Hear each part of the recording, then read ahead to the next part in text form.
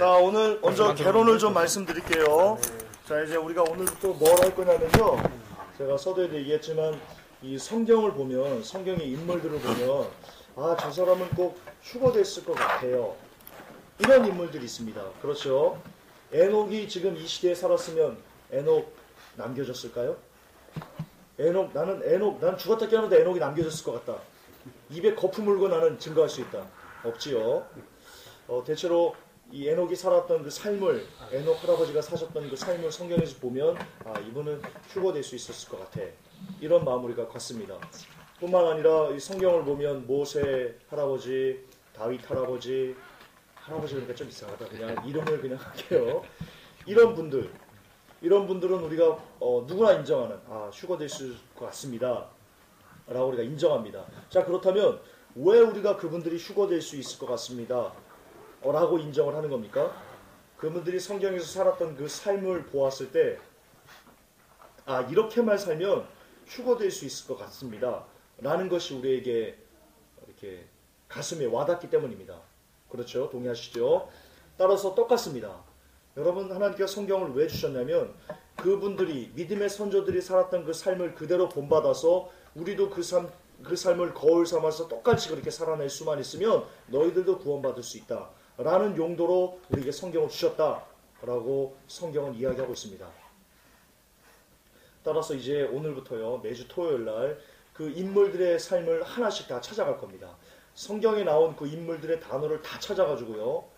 예를 들어서 에녹이다. 그럼 에녹을 검색창에 넣어가지고 걸리는 모든 것을 다 찾을 겁니다. 성경을. 그래서 데이터를 내겠습니다. 과연 에녹 할아버지는 왜 하나님께 사랑을 입었고, 혹 노아는 포도주를 먹고 취했죠. 실수거든요. 그래서 그 실수를 통해 가지고 인류에 또 죄가 관영하게 되는 그런 영향을 미쳤습니다. 왜 그랬고, 이런 하나님 앞에 잘 살았던 사람들이라 할지라도 저 사람은 휴거됐을 것 같아 라고 하는 사람일지라도 허물이 없었던 사람은요, 성경에 예수 그리스도 외에는 아무도 안 나옵니다. 그러니까 여러분, 우리는 어떻게 보면 위안을 받아야 됩니다. 왜냐? 휴거자들이라고 완전하지 않다는 것을 우리에게 성경은 요구하고 있기 때문에, 보여주고 있기 때문입니다. 거듭 반복합니다. 우리는 휴거자들 하면 굉장히 거룩하고 완전하고 완벽하고 이런 완벽주의를 떠올릴 수 있는데요. 그러나 성경은 그렇게 이야기하지 않습니다. 어떻게 보면 휴거자들일수록 더 하나님 앞에 어떻게 보면 다른 사람들에 비해서 더 안 좋게 살았을 가능성도 높다는 것. 예를 들어 볼까요? 우리 사울, 바울된 사울. 그 사람 휴거됐겠죠. 우리 천국에 가면 바울 선생님을 만날 수 있을 겁니다. 근데 바울 되기 전에 사울의 삶이 어땠습니까? 예수 믿는 사람들을 잡아다 죽인 1등 공신이었습니다. 우리 베드로, 예수님 저주했습니다. 예수님께 욕했습니다. 근데 우리 베드로 사도 천국에서 못 볼까요? 봅니다. 성경 요한계시록에 베드로 사도가 나오지 않습니까? 그 12장로가 면류관을 벗어서 24장로가 하나님께 드린다. 왜? 그 중에 베드로 사도가 있는 겁니다. 그러니까 이것처럼 휴거자들이라 할지라도 늘 어떤 인간적인 어려움 그리고 인간적인 실수 이런 것들이 있었다. 따라서 우리들도 휴거 백성을 향해서 간다 할지라도 우리들도 역시 실수가 있을 수 있다. 그러나 중요한 것은 그것에 넘어지는 게 아니고 그 실수를 딛고 일어서서 다시 한번 하나님께 나아가고자 하는 그 마음을 하나님께서는 기쁘게 보신다. 그러므로 성경은 이렇게 얘기합니다. 의인은 7번 넘어질지라도 8번째 일어난다. 의인은 넘어집니다. 의인은 넘어지지 않는 존재가 아닙니다. 의인은 넘어지는 존재입니다. 근데 의인과 죄인이 구별되는 것이 있습니다. 죄인은 넘어지면요 그냥 자포자기합니다. 아이씨 내 가시게 뭐 그렇지 하고는 다시 일어날 생각을 하지 않고요. 또 옛날에 지었던 그런 어떤 습관들을 쫓아서 썩어져가는 옛 구습을 쫓아서 그대로 그런 삶을 살아가는데요. 의인은 그러나 넘어지지만 그래 하나님 내가 넘어질 수 있는 존재죠. 내가 원래 쓰레기인데요. 지금까지 넘어지지 않고 이만큼 온 것만 해도 하나님 은혜였습니다. 라고 하면서 다시 힘을 내고 하나님 그러나 나를 도와주십시오. 내가 다시 일어서기를 원합니다. 라고 하면서 다시 일어나 달리는 사람, 하나님은 그런 사람을 의인이다 라고 칭해 주신다는 겁니다. 아멘. 그래서 오늘은 이제 매주 이것을 배울 겁니다. 오늘은 특별히 에녹에 대해서, 에녹은 도대체 무엇 때문에 하나님과 같이 하나님께 사랑을 받아서 휴거될 수 있었는지, 성경에서 휴거된 인물 1호 바로 우리 에녹 할아버지입니다. 그래서 오늘 에녹에 대해서 공부를 시작하겠습니다. 오늘 에녹, 그리고 내일은 다음 주는 오늘 다 끝나면 다음 주도 에녹, 이렇게 끝나는 대로 이렇게 하겠습니다. 자, 먼저 에녹 봅시다. 여러분들이 이제 성경을 찾아야 됩니다. 자, 에녹 할아버지 창세기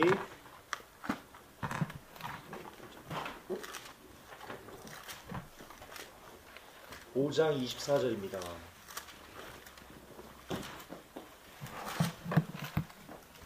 창세기 5장 21절 그리고 24절을 같이 찾으세요. 그리고 쓰세요. 거기다가 노트 가져오실 때가 노트 가져오시라 부탁드렸죠?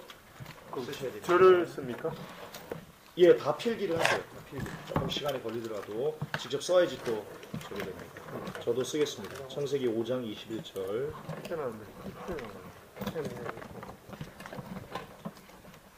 필사를 하세요.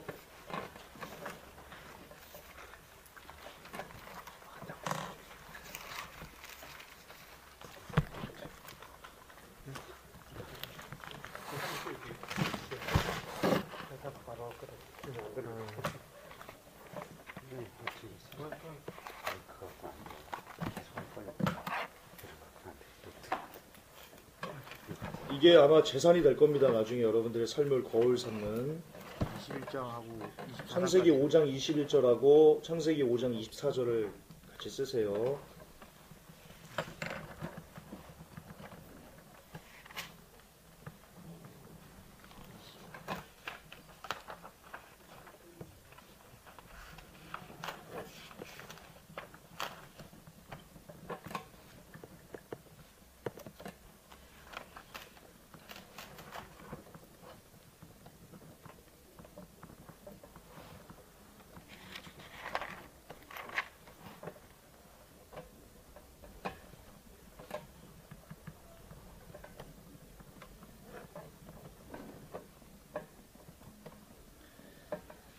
자, 다 쓰셨으면요. 히브리서 11장 5절도 쓰세요. 히브리서 11장 5절.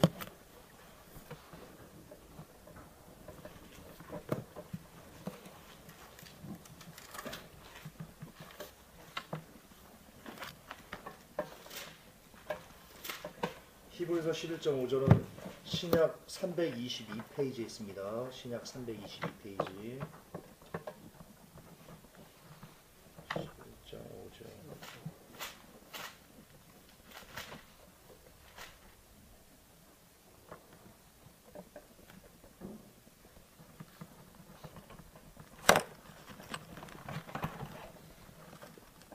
오늘만 쓰시고요. 이게 너무 쓰다 보니까 시간이 너무 많이 가니까 제가 다음에는 프린트를 해서 프린트를 나눠드릴게요. 네, 그거를 이게 프린트를 이렇게 바인더를 사가지고 이렇게 철을 해놓으세요. 제가 프린트를 나눠드릴게요. 다행히 에녹은 적어서 그렇죠. 나중에 요셉, 다윗 이렇게 가면요 이렇게 깁니다. 그걸 다 쓸 수가 없으니까 프린트를 해드릴게요.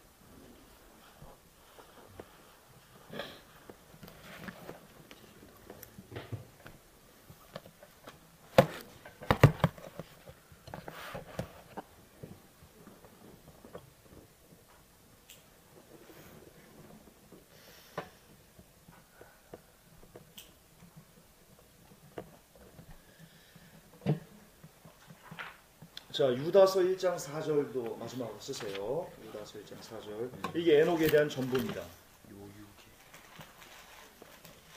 유다서 1장 4절, 14절.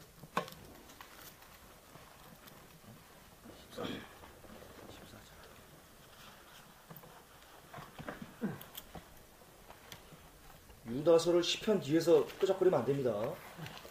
진짜 그러면 안 됩니다. 요한계시록 바로 앞에 있어요. 유다서 1장 14절.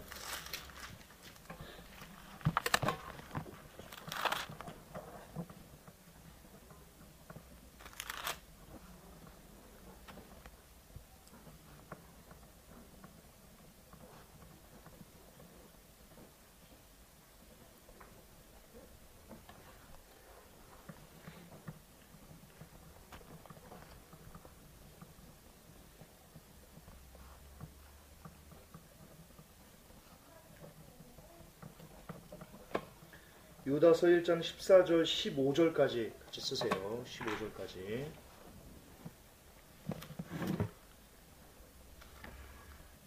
참고로 오늘 공부한 내용을요, 제가 그 주일날 오후에 인물 강의로 쓸 겁니다. 이 자료를. 그러니까 여러분들은 2번 들으시는 거죠.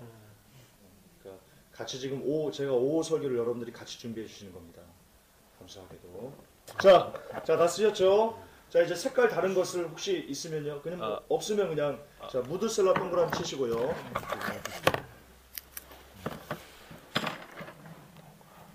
그리고 창세기 5장 24절에서 동행 동그라미 치시고요. 동행.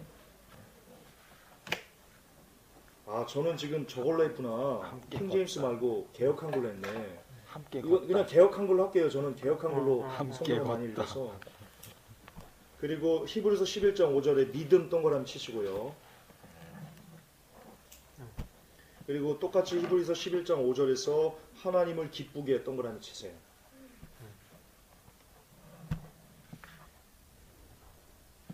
그리고 유다서 1장 14절에서 이거는 그 15절을 다 동그라미 치세요. 15절을 다 동그라미.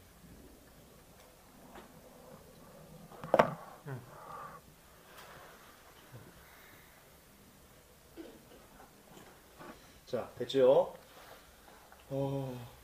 여러분 이게 이 에녹의 전부입니다. 성경 66권에 굉장히 많은 그 숫자가 있는데요. 에녹의 삶이 이게 전부입니다. 그리고 이게 어떻게 보면요, 우리가 휴거되는 어떤 조건에 어떻게 보면 뭐 여러 가지 조건이 있겠죠. 근데 에녹이 휴거를 받은 첫 번째 사람이라고 우리가 가정했을 때, 이 에녹의 삶이 성경이 이렇게 나타났다는 것은 우리도 휴거를 위해서는 이런 삶을 주도적으로 살아야 된다라고 저는 개인적으로 좀 보고 있습니다. 우리가 먼저 우선 동그라미 쳤던 무드셀라를 보면요, 이 무드셀라가 이 히브리어 원어로요, 메두셀라흐 그렇게 있습니다. 메두셀라흐. 뜻은요, 보낸다라는 뜻입니다. 보낸다. 무드셀라의 의미가 보낸다입니다. 어떤 학자들은 이 이름을요, 그가 죽을 때 그것을 보내리라로 의미합니다. 그가 죽을 때 그것을 보내리라.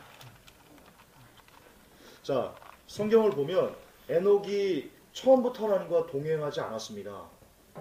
아시죠? 제가 여러 번 설계했는데요. 성경 에녹의 삶을 쭉 보면요, 이 무드셀라를 낳은 후부터 에녹이 하나님과 300년을 동행하더라라는 구절이 나옵니다.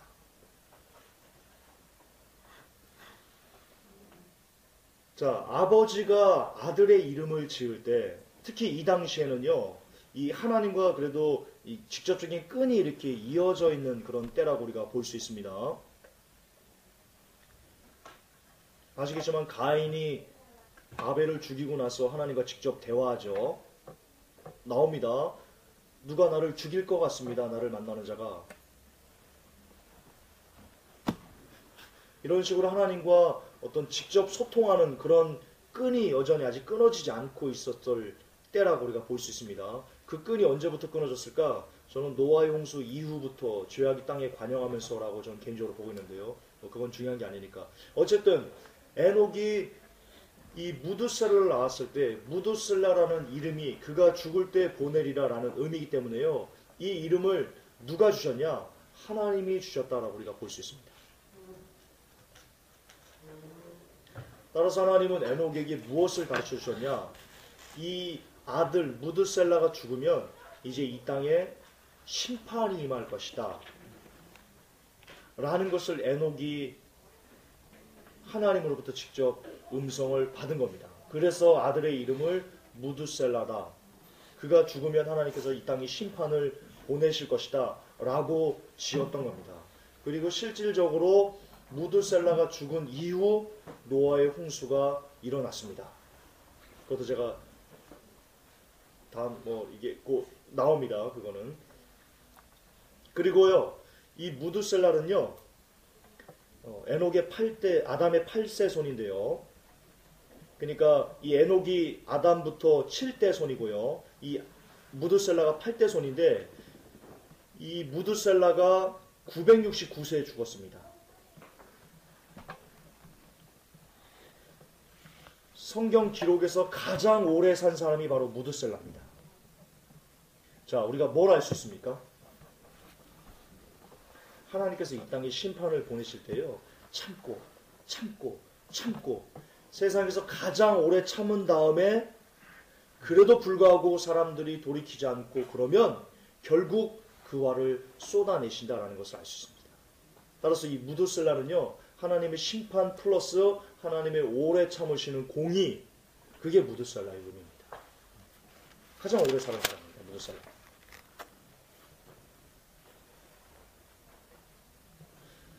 어쩌면 우리가 이제 곧 대환란을 준비 중에 있는데요. 그 대환란은 하나님께서 가장 오래 참으신 다음에 쏟아지는 진노입니다. 그래서 이 대환란이 쏟아지기 직전까지 하나님은 구원할 자들을, 양과 염소를 다 나누실 것이다 라는 것을 우리는 이 무드셀라를 통해서, 가장 오래 살았던 무드셀라가 죽을 때 심판이 이 땅에 임한 것을 통해서 우리가 유추할 수 있습니다. 그러므로 대환란은요, 이건 하나님의 합당한 심판입니다. 왜냐? 구할 사람을 다 구한 겁니다. 나눌 사람을 다 나누신 겁니다. 그럼에도 불구하고 정말 더 이상 방법이 없는 사람들, 그런 사람들이 이 대환란이 아니고서는 절대로 돌이킬 수 없는 사람들, 그들만 남을 때 하나님은 이 땅에 대환란을 보내십니다. 근데 그게 성경적으로 또한 옳습니다. 성경적으로. 자, 소돔과 고모라 성이 멸망당할 때요, 아브라함이 막아섭니다. 하나님을. 그리고 이렇게 얘기합니다. 하나님, 저 소돔과 고모라 성에 의인 50명이 있다면 소돔과 고모라를 멸하실 건가요? 하나님께서 이렇게 말씀하십니다. 아니 50명 있으면 나 멸망시키지 않을게. 그렇게 말씀하십니다. 하나님, 40명 있으면 멸하실 거예요? 하나님께서 아니 40명 있어도 안 멸할게. 결국 아브라함이 자기의 생명을 무릅쓰고요, 그 시대에 그렇게 하나님한테 따져 물으면 죽습니다. 그렇잖아요. 그런데 아브라함이 그렇게 따져 물었다는 것은, 따져 물었다는 표현보다는 그렇게 끈질기게 하나님께 되물었다는 것은 그만큼, 나중에 우리 아브라함 때 공부할 건데요, 아브라함은 이 영혼을 향한 사랑이요 아주 굉장했답니다. 그래서 하나님께서 아브라함을 믿음의 조상으로 만드신 겁니다. 그냥 아브라함이 너 보고 그게 아니고요, 아브라함의 마음에 영혼을 향한 마음이 있었던 겁니다. 기본적으로. 그게 어디서 또 증명되냐면요, 나중에 하겠지만 자기가 죽을 때는, 자기 위협에서는요, 아브라함이 좀 이렇게 비겁하게 행합니다. 그러니까 자기 누이를, 사라를 자기가 죽을까봐 자기 누이라고 속여서 그런 일을, 좀 안타까운 일을 하지 않습니까? 근데 자기의 조카 롯이 잡혀갈 때는요, 아브라함이 기르고 기른 그 400인을 갖고요, 그 왕들과 싸우러 가서 합니다. 그런 용기가 아브라함에게 있습니다. 그러니까 자기를 위해서는, 자기의 생명을 위해서는 조금 비겁할지 몰라도 어떤 영혼을 잃어버리는 것, 자기의 피부치는 어떤 것을 잃어버리는 것에 대해서는요, 죽음을 불사하고 싸우는 그런 용기가 아브라함에게 있습니다. 하나님은 그 점을, 그러니까 아브라함은 보면요, 아브라함의 생을 쭉 보면요, 아브라함은 자기를 위해서는 별로 살지 않습니다. 늘 남을 위해서 삽니다. 우리 롯하고 얘기할 때도 네가 먼저 골라라. 네가 좌하면 내가 우하고 네가 우하면 내가 좌할게.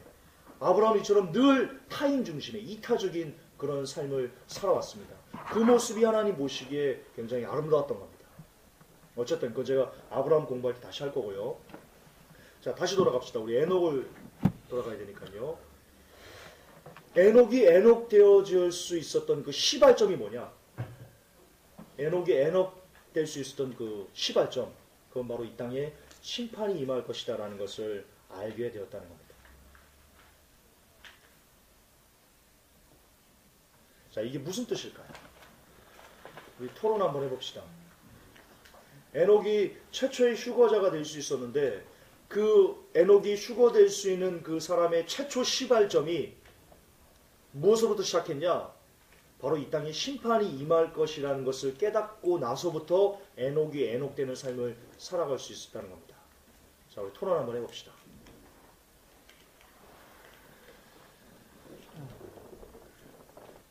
만약에 에녹이 심판을 몰랐다면 어땠을까요? 우리 국정 형제. 에녹이 심판을 몰랐다면. 심판을 몰랐다면 편하게 살 것 같아요. 저도 이렇게 딱 이 심판이 있다는 걸 딱 아닌 순간 저도 똑같이 그냥 동행이 되더라고요. 오케이, 제가 그 얘기를 듣고 싶었습니다. 정답을 얘기해 주세요. 자, 뒤에 보면요, 창세기 5장 24절에요. 아멘. 에녹이 하나님과 동행하더니라고 나옵니다. 이게 에녹이 휴거될 수 있었던 비결 중에 최고입니다. 최고. 하나님과 동행하다. 근데 하나님과 에녹이 동행하기 이전에 창세기 5장 21절은 에녹이 65세에 무드셀라를 낳았고를 먼저 언급했다는 겁니다. 자, 이게 순서가 굉장히 저는 중요하다고 봅니다. 에녹이 하나님과 동행하더니 무드셀라를 낳았다. 이게 아니고요. 먼저 에녹이 65세에 무드셀라를 낳았고 그리고 나서 에녹이 하나님과 동행하다라는 순서가 이어진다는 겁니다. 자, 이 땅에서 우리가 하나님과 동행하기 위해서는 이 땅에 많은 크리스찬들이 있습니다. 그리고 70억의 인구가 있습니다. 이런 사람들이 하나님과 동행할 수 있는 그 원동력은, 가장 중요한 핵심 원동력은 바로 여러분, 저는 여기 있다고 봅니다. 무드셀라. 이 땅에 하나님의 심판이 임할 거야. 자, 그럼 어떤 분은 이렇게 반문할 수도 있겠습니다.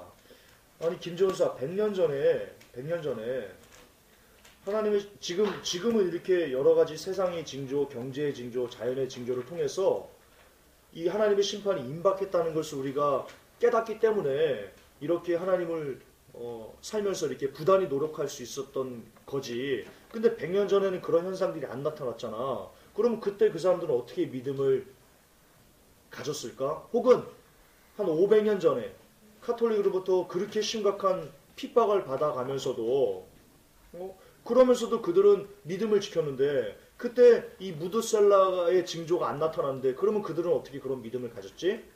여러분, 두 가지입니다. 무드셀라에 담겨있는 의미는 두 가지입니다.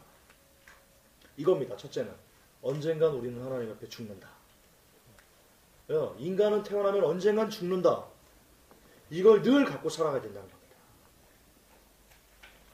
더불어서 지금 시대에는 우리가 그 죽게 되는 그 시간이 이제 너무나 임박했다. 우리가 이 세상의 육신의 장막을 떠날 시간이 지금은 너무나 많이 임박했다. 이것을 우리가 깨닫고 살아야 된다는 겁니다.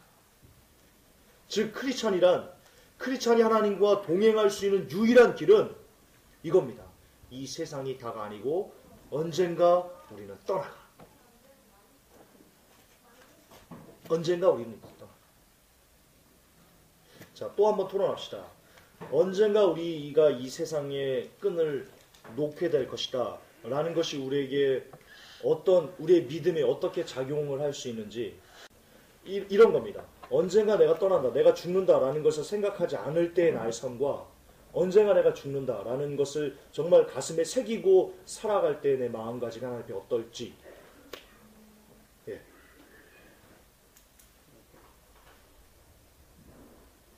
믿지 않는다고 하면서도 내심 다들 내세를 걱정하죠. 그 누구나 다 마찬가지고 지금도 조선소에 있었을 거예요. 그것 때문에 서울로 다시 올라왔다가 회복교회 말씀 접하고 나서 차이가 있는 거네 어쨌든 마지막 때 깨닫는. 그러니까요. 악한 것도 선한 것으로 바꾸시는 하나님의 능력이 있다라는 것을 우리가 좀 볼 수 있는데요. 자, 다시 질문을 좀 드릴게요. 혹시 이 중에 그동안 살면서 내게 죽음이 이제 임박해라는 것을 별로 생각하지 않고 살았을 때와 야 이제 곧 죽음이 내게 닥칠 것 같네라는 것을 인지했을 때 혹시 삶이 바뀌신 분들 혹시 있으십니까 이 중에? 안 바뀐 그런 분이 경험을. 있는지 묻는 게 더 낫지 않을까요? 그런데도 불구하고 안 바뀐 분은 도대체 그런 강심장이 누구예요 도대체? 그렇게 안 바뀐다는 거 그 그게 안 강심장이 바뀌는 거는요. 네. 안 믿는 겁니다. 여기가 끝이더라고요. 그게 안 믿는 겁니다. 생각. 그러니까 우리도 얘기하지만 네. 우리가 많이 속고 있습니다. 정말 우리가 믿음이 있는가? 자, 바꿔 말했어요. 이 세상이 다가 아니야. 죽으면 천국과 지옥이 있고 그 지옥은 정말 사람들을 자르고 그 불로 태우고 사람마다 소금으로 막 소금 치듯이 막 불로 하고 이런 것이 우리에게 믿음이 진짜 있다면 정말 우리에게 믿음이 있다면 우리의 삶이 여전히 컴퓨터에다가 포르노를 막 이렇게 막 수백 편을 저장해 놓고 시마다 때마다 그것을 들어가서 볼 수가 없다니까요. 그런 믿음이 있다면. 근데 사람들한테는 이제 나는 지옥을 믿습니다 라고 말하면서 그런 삶을 산다면 죄송하지만 그거는 아무리 그 사람이 입으로는 입 바른 소리죠. 그게 마음으로는 안 믿는 겁니다. 따라서 내가 지금 마지막 때인 줄 모르고 살았다. 그때는 내가 막 살았다. 근데 마지막 때인 줄 지금 알고도 내 삶이 예전처럼 똑같다. 내가 왜 그런지 모르겠다. 이거는 거짓말하는 겁니다. 자기도 속고 있는 겁니다. 마음으로 안 믿는 겁니다.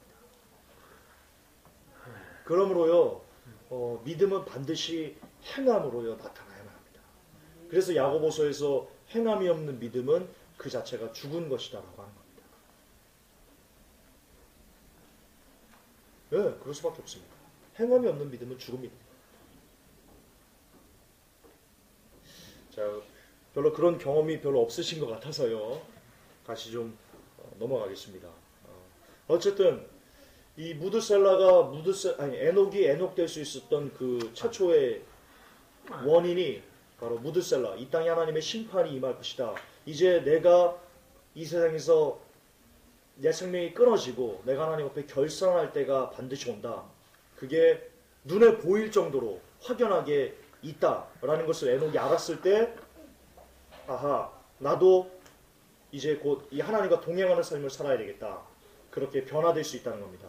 자, 지금도 마찬가지입니다. 지금도 우리의 삶이 이 심판을 알기 전에 그리고 우리의 삶이 이제 반드시 하나님 앞에 결산하게 된다는 것을 알기 전에 우리의 삶은요. 어떻게 보면 이렇게 정말 하나님 앞에 깨끗하지 못한 그런 삶을 살 수밖에 없을 겁니다. 인간이 그렇잖아요. 인간이. 하지만 정말 우리가 심판을 믿는다면 그리고 특히 이제 세상의 징조, 경제의 징조, 그리고 자연의 징조 여러 가지 것들이 우리 주 예수 그리스도께서 재림하실 때가 이제 얼마 남지 않았다. 지금 비록 20대, 30대의 그런 젊은 나이일지라도 이제 70살까지 살 수 있는 그런 한 3, 40년이라는 긴 세월이 남지 않았다는 것이 피부로 우리가 느껴지는 그런 시대를 우리가 산다면 그걸 믿는다면 우리도 이제는 에녹처럼 동행하는 사람의 자리로 나아갈 수밖에 없다. 그러니까 하나님께서 이 에녹을 통해서 창세기 5장 21절과 24절을 통해서 우리에게 요구하시는 것이 있습니다. 너희들 심판을 믿어라. 이제 심판이 있을 것이다. 그리고 너희들의 생명이 영원하지 않다. 풀의 꽃과 같이 시들고 마르고 지나간다. 제발 기억해라. 너희들 삶이 영원하지 않다. 이게 하나님께서 우리에게 던져주고 싶은 메시지입니다. 자, 다시 잠깐 토론을 좀 할게요. 내일 주님이 재림하신다면, 오늘 내 생명이 끝난다면, 여러분 어떻게 살고 싶습니까? 시간에 어떻게 살고 싶어요? 내일 내 생명이 끝난다. 진짜 그렇게 가정합시다. 내가 시한부입니다. 시한부. 내일 내 생명이 끝나요. 오늘 어떻게 살 것 같아요? 막 술 먹고 담배 피러 갈까요? 오늘 어떻게 살 것 같아요? 그리고 그 심판 때 내가 하나님 앞에 회개합니다. 자, 여러분 잠시만 요거 잠시만요. 여러분 성경에 보면요. 만인의 입이 하나님 앞에 자백한다는 말이 나옵니다. 로마서에 나옵니다. 우리가 행한 모든 것을요. 하나님 앞에 자백할 때가 반드시 옵니다. 하나님, 내가 그때 포로를 갔습니다. 하나님, 그때 내가 뒤에서 수근수근했습니다. 하나님, 그때 내가 살인했습니다. 마음으로부터 미워하는 게 살인이다라고 나오거든요. 내가 살인을 살면서 200번을 했습니다. 그런 것을요. 모든 사람이 하나님 앞에서요. 자기가 했던 일, 잘했던 일, 못했던 일, 그 모든 것을 다 하나님 앞에 직고할 때가 반드시 옵니다. 성경입니다. 자, 이걸 염두에 두고요. 다시 묻겠습니다. 내일 내 생명이 끝나고 하나님 앞에 자백하게 됩니다. 그럼 오늘을 어떻게 사실 것입니까? 시원하죠.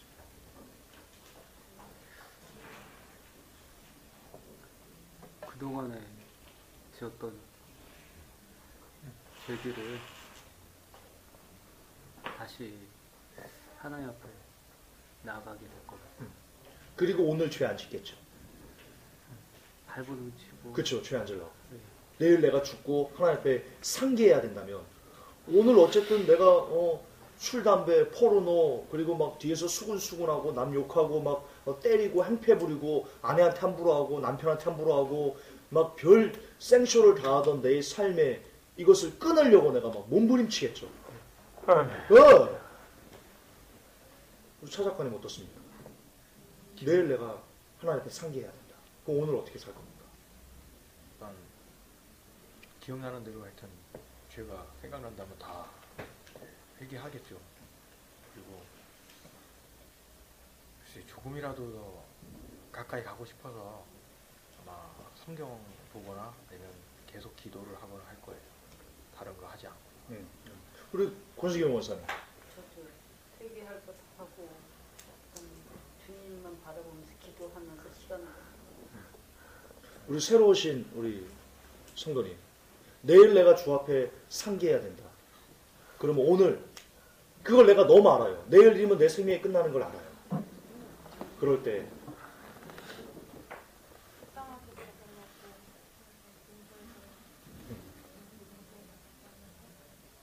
불쌍하게 봐달라고 용서해달라고 국률이 여겨달라고. 제가 지금 여러분들에게 드리는 이렇게 말씀을 드리는 이유가 있습니다. 뒤에 나올 겁니다. 이해가. 우리 성도님 어떻게 오늘 사시겠습니까? 오늘 하루. 그는 너무나 그 사람이 겪을 수 있는 일생일대 최대 급박한 상황이기 때문에 일단 모든 사고가 첫째 정지가 되고 첫째로 두 번째로 이제 남은 시간은 불과 몇 시간밖에 안 남았는데 아까 저거 말씀하신 대로 그동안은 내가 알게 모르게 지은데 진짜 무조건 본의 아니게 토설하게 되겠죠. 본의 아니게. 그러면서 이제 제가 용서를 빌고 긍휼히 여김을 바라고 좀 한마디로 살려주십사. 그런 기도와 간구로 보내지 않습니다. 아멘. 아멘. 지금 여러분들이 하나님과 동행하는 삶이 어떤 건지에 대해서 다 이야기하신 겁니다. 여러분들 스스로 지금 자백하신 겁니다. 하나님과 동행이 무엇인지에 대해서. 정말 내일 내 생명이 끝나고 하나님 앞에 상기한다 하면요. 사람들은 무엇이 하나님과 동행인지를 다 알게 됩니다. 결론은요. 죄를 끊는 게 하나님과 동행하는 겁니다. 누가 뭐라고 해도요. 이거 이의는 없습니다. 죄를 단절하는 것. 자, 잠깐 10분 쉬었다가 다시 하나님과 동행에 대해서 다시 묵상하겠습니다.